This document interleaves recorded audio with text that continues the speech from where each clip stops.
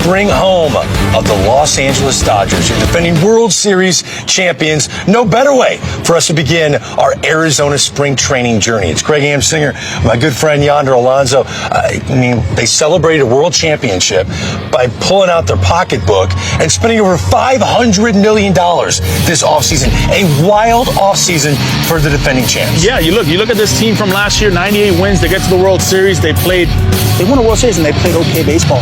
And now this offseason they got better. This roster's much better all around, right? Offensively, defensively, pitching staff, bullpen. This team is actually better than last year's team. You keep saying that. It's crazy to think, but I'm going to ask. We should ask Freddie Freeman that question. Are they better this year than last? We'll ask Dave Roberts that question coming up in 30 Clubs in 15 days. So if you're watching this going, wait a minute, they can't be a perfect baseball team. Is there a question mark somewhere? Should we address Mookie Betts playing shortstop every day at the age of 32, making that transition full-time? Is that a question mark in your opinion? I don't think it's a question mark at all. I think last year it was more of an emergency status where you had to play some second, some short, some right. A full offseason getting ready, knowing you're going to be able to play shortstop every single day, that's just a plus for Mookie. He's one of the best athletes in all of baseball. I think he is prepared. I think his mind is ready for 160, 155 games at shortstop. Possibly could win a Gold Glove there. We'll probably hit 40 home runs, and they'll get to the World Series again. Getting back to they're better this year, think of the three humans that weren't pitching for them last year that are wearing a Dodger uniform. Ohtani didn't pitch last year. He's going to be back. Blake Snell didn't pitch for them last year. Roki Sasaki. If those three guys were on any other team and you bring them in, you have a really good rotation. Do they have the best rotation in baseball right now? They have the best rotation if they stay healthy. That's the only question mark. But again, this is a Dodger team that's kind of revamping the way they work. These starting pitchers, they don't need to go 180, 190 innings for a full season. They'd rather have quality, 150, 140 innings. Give me your best when it counts the most. That's in September, that's in October and November. That's what they're aiming for. Yeah, they went out and got a two-time Cy Young Award winner in Blake Snell. He's kind of the headline attraction they brought into that rotation. 5 years, $182 million. We decided to kickstart our show by catching up with Blake Snell, and I asked him how his transition to Dodger Blue has gone so far. It's been good. Feels good. Camp's been very welcoming, and I'm excited to get it going. Blake, I got to ask you about some guys would say spring training's too long, too many games. But looking back at, your year last year with spring training had to be ramped up during the Aprils and Mays of it. Do you take a little bit of a different appreciation for having a full spring training now and getting ready for the season? Well, I came out a couple weeks early just to make sure I was ready, get to meet the new teammates. A lot of the guys were here early, which is pretty cool. But last year it taught me a lot. It made me better. I feel a lot more prepared going into this spring and excited for where I'm at and where I'll get to. Lefties always hang out together. I've seen you talk about Kershaw, probably in our generation, the best left-handed pitcher in our game. Being with him in the same clubhouse, what's that like?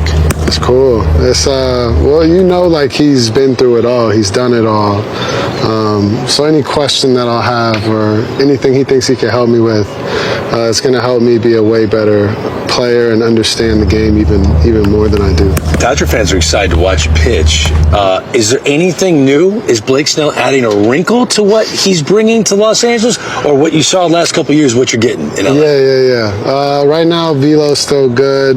Movement's good. The consistency's good. So I like where I'm at. There's no sinker, cutter. I'm not there yet, but I'm aware that with age and velo, if it does drop, then I'll have to add that. Let me ask you this about the starting rotation. Last year there was not one guy that threw over 160 plus innings.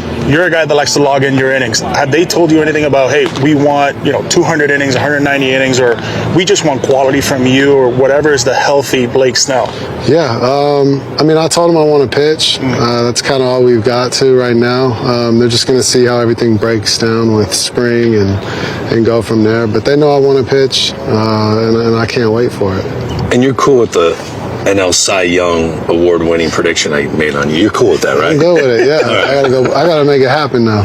Okay. Well, I think that's why we got the interview. Not because of you, because I said that. Hey, good to see you, man. Was there any doubt? Shohei Ohtani arrives in October. Second home run from Hernández. It's a grand slam. The lightning strike the Dodgers needed. Gibby, meet Freddie. He's found the seats again.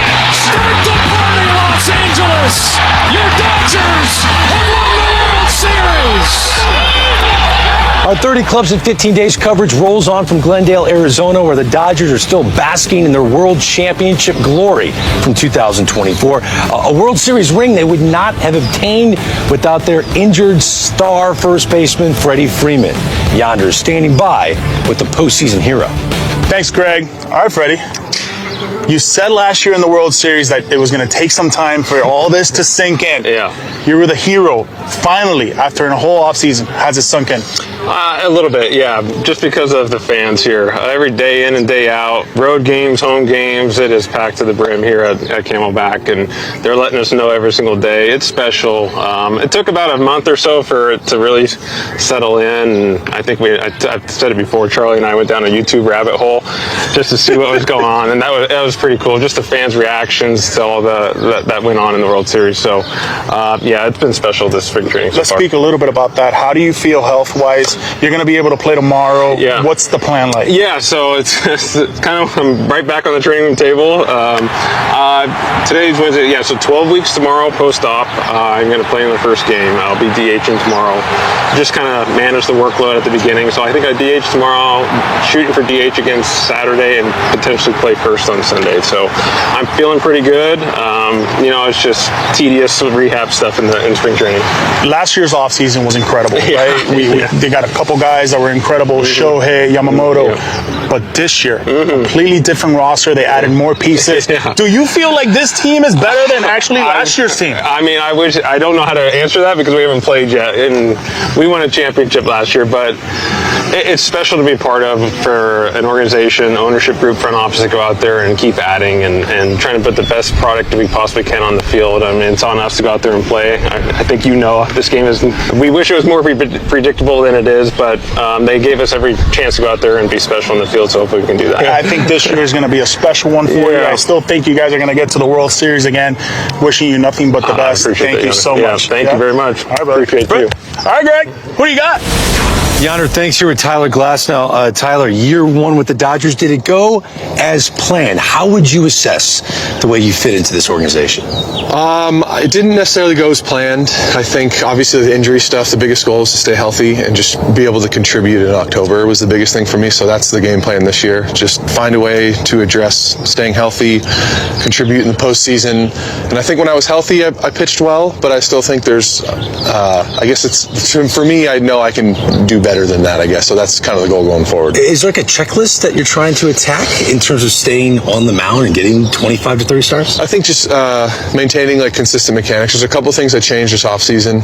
I think working with the coaches here and like just making sure each week I stay consistent in like what I'm doing and not tinkering, I guess, too much to where it's like a drastic difference. There's always going to be tinkering. It's baseball, but I think just staying within myself mechanically and kind of looking at it each week and making sure I stay on that path. A six-man rotation makes sense to fans, but not all pitchers like expanding the routine. Where do you stand on it? I'm kind of indifferent. I think the last few years the Rays kind of did it a bit too. The Dodgers did it last year. Sometimes with the built-in off days, it was sometimes like 7 days. So I think in terms of consistency, a 5 days is great, but I think kind of what I've been going through with the injury stuff, I think it probably makes a lot of sense. So I just got to kind of adapt and just do it all season long. Can a rotation overflowing with stars and future Hall of Famers really impact other members of the rotation? I think so. I think each week in and out, I think as a starter, you're always really competitive. I think you always want to go out and pitch well that week, and I think when all the starters around you are really good, you kind of play up to that standard, I guess. And I think just learning the routine throughout the week and talking to some guys and like having Kershaw there and just there's so many good pitchers on the team, I do think everyone can kind of feed off one another. I can't wait to see you make 30 starts and just be in the mix for a Cy Young. Tyler Glasnow, you got some of the best stuff in the game. Appreciate it. Love watching you work. I would have done the interview with Yonder, but he's afraid of you. Apparently you dominated him. But Yonder's talking hitting. That's what he likes to do. Yeah. Yonder, who are you with right now? Thanks, Greg. I'm here with Teoscar Hernández. Theo, was there any chance that you were going to go anywhere else in the offseason? I mean, it just felt like Dodger Blue just fit in perfectly with you. I mean, it's always a possibility. I'm not gonna lie, but in my head was I'm gonna do anything in my power just to come back. Obviously, I wait until they get a good deal, and get it done. All right, let's talk a little bit about position changings, right, from left field to right field. How's that working out for you? Do you like it more? Do you feel like there's more of an opportunity out there in right field? We've seen what you can do in left field, especially in the World Series. But what about now going to right field? For me, I feel more comfortable playing right field. Obviously, last year I played a little bit in the first half. But for me, it's wherever they want me to play, I'm going to go there. I'm going to work hard. I'm going to do the best that I can to help the team. Going back to right this year is going to be even better. I feel more comfortable. This is about how you feel, where you playing, where you're hitting in the lineup. And for me, I think it's going to be better. Look, everybody's going to come and bring you the A games, right? That's what it is. When you're going to Dodger, where you're playing against the Dodgers, it's number one. You got to bring your one game in. How much fun is that for next year moving forward, knowing that you guys have a chance to possibly repeat? Just to think about it, it's really exciting. We got a pretty good team. We had a good team last year. We got a better team this year. It's just a matter of time. Everybody stay healthy. I think that's going to be the key for us this year. And it's going to be a lot of fun. We're going to enjoy the max and just enjoy the game. One thing's for sure, you're going to have a nice smile every single day. Oh, yeah. It's going to be 330 and 100. You got to book it.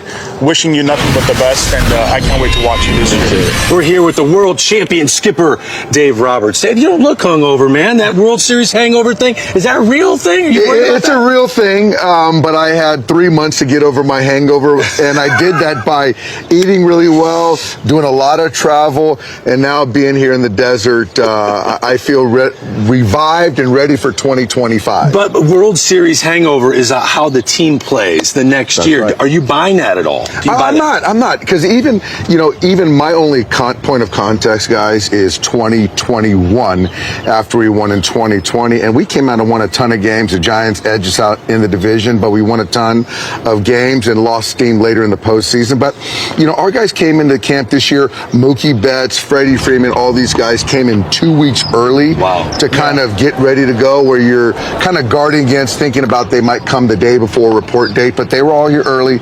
Everyone's excited, and obviously with the infusion of the position players, the pitchers that we got on board now, guys are raring to go. I thought last offseason was amazing, right? Ohtani, Yamamoto, all of a sudden now, $500 million you guys spent this offseason. What was that like, getting those phone calls every day saying, okay, we got this guy, now we got this guy, now we got this guy? It was like each day seemed to be like my birthday or Christmas, and it's like, every organization, every offseason, you sort of have a wish list, a checklist on what you want, a hope list, or whatever it is. And even after we signed Blake Snell early, that was a plus offseason. The main thing for me is we have the ability now to say no. There's a lot of people that want to play for us that just don't fit the character bar. Fortunately for all of us, our character showed out last year. You danced when you won the World Series. Are you going to actually rap when you win back-to-back World Series? You got to give the fans a little something.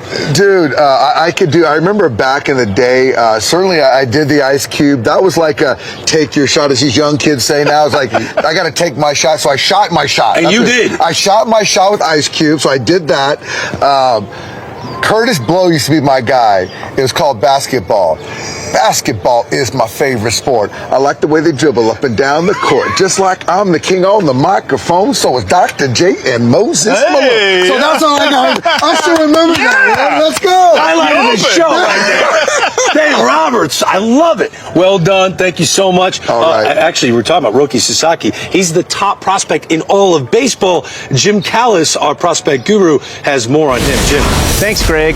Dodgers, not only are they defending World Series champions, they also won the strongest farm system in baseball. It starts with Sasaki, but there's a lot more behind him. 6 top 100 prospects. You can see in this graphic here. We list 5 of them. Sasaki's number one in all of baseball. Dalton Rushing, one of the best catchers in baseball. Josue DePaula is a Jordan Alvarez in the making. They have Jackson Ferris, not even listed here, another top 100 prospect. Zaire Hope, both came over from the Cubs last year in the Michael Busch trade. And Alex Freeland is a shortstop knocking on the door in AAA. We'll have our completely updated Dodgers top 30 prospects list. That'll be unveiled March 5th at MLB.com/pipeline. And right now I'm joined by one of those prospects, Dalton Rushing. Dalton, thanks for joining us. You're coming off a great year. You were Dodgers minor league player of the year. You got to AAA, hit 26 home runs, which was second in the minors among all catchers. What are you working on? What do you need to do to make that next step and make your big league debut? Yeah, I think it's more based on just like playing whatever they need. It's not really just worrying about catching. It's not really just worrying about the outfield, first base, whatever it is. It's really just being able to do all of it, essentially, and just continue to hit. Really, that's obviously the main piece. That's what they're going to need in the lineup towards the end of the year. That's what they're going to need in the lineup towards the middle of the year, wherever that time fits in. Yeah, I think that's my main goal, is just continue to hit and play whatever position they kind of put me in. Talking to scouts about you, I mean, everybody knew you could hit. That's why you were a high draft pick, second rounder coming out of Louisville. But your catching seems to keep getting better and better. I think your defense is a little underrated behind the plate because everybody focuses on the offense. How much fun is it to be here in big league camp, working with all these talented pitchers the Dodgers have? And I was reading something they're doing like even mock catching meetings, so you guys can get used to that. How much does that help you develop? Yeah, it helps a lot. I mean, obviously you kind of look back in time a little bit. You look back to like 2019 when Will was doing these things before Will debuted and Will kind of solidified himself in the big leagues. So yeah, it's kind of a similar path. It's ideally it's just to make me as comfortable as possible around these guys. You touched on playing the outfield, which was something the Dodgers introduced last year as a way, with Will Smith ahead of you. Yeah. You're not going to be catching 120 games your first season in the big leagues. So they want to get your bat in the lineup as much as possible. And I think you'd maybe dabbled in the outfield briefly in the Cape Cod League before you turned pro. How has that outfield transition gone, and how difficult is it juggling catching here, outfield there? They may work in some first base. Yeah, I mean, it's kind of like what I said earlier. It's tough on the body a little bit, but it's one of those things, like I said, like from this point moving forward, it's just like, hey, whatever you need me to play, you just let me know. And last year, MLB introduced Spring Breakout event, which is prospect games across spring training in both Florida and Arizona. You got to be part of that. Correct. I think you went 1 for 2 with a walk, good day against the Angels. How much fun was it last year? And are you looking forward to participating perhaps in this year's game against the Cubs on March 13th? Yeah, it's fun, for sure. You get to play against some of these guys, big names in the game of baseball, especially a lot of upcoming stars. I know the Cubs have a few in particular. Yeah, it's a fun event as far as it's been. So last year went great. This year's, I think, is going to be even cooler playing a team like the Cubs. I think it'll be a great matchup. I'm excited. Well, thanks, Don. Look forward to seeing you make your big league debut at some point this season. And now back to you, Greg. Jim, thanks. A reminder, the second annual Spring Breakout begins March 13th as the top prospects from the Rays and Red Sox will be seen right here on MLB Network. Tune in on March 6th at 11 a.m. to find out which prospects will be participating for each team throughout the Spring Breakout. All right, Yonder Alonso, it is time for your 2025 Los Angeles Dodgers prediction. Man, I think they got better in the offseason. I think discipline is going to play a huge role. Dave Roberts talked about that. I got them running the National League. I got them winning 100 games. I got them getting to the World Series.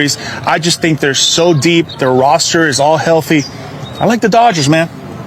You see the talent over there. 100 wins? I got them 100 Only wins. 100 wins? Yeah, look at those just names 100 over there. wins. I got them winning the record. 117 victories, one better than the Seattle Mariners back in the day. It'll be a new single-season win record. The Dodgers will have that, but they're not going to the World Series. What? I know. Come on, man. Human incentive, man. It matters to me. It's a game of inches. And the Philadelphia Phillies can feel the window closing. Bryce needs his ring. And I think the Phillies are going to go to the World Series. They'll knock out the Dodgers in the National League. Bryce wants a ring. Everybody wants a ring. I know, Everybody man. wants a big house. I get it. They've got that. Jesus Luzardo was a sneaky addition to that Very. rotation. Anyway, that's the Phillies. We're talking about the Dodgers. It was loads of fun. It's going to be another magical year. This was a great time in Glendale, Arizona.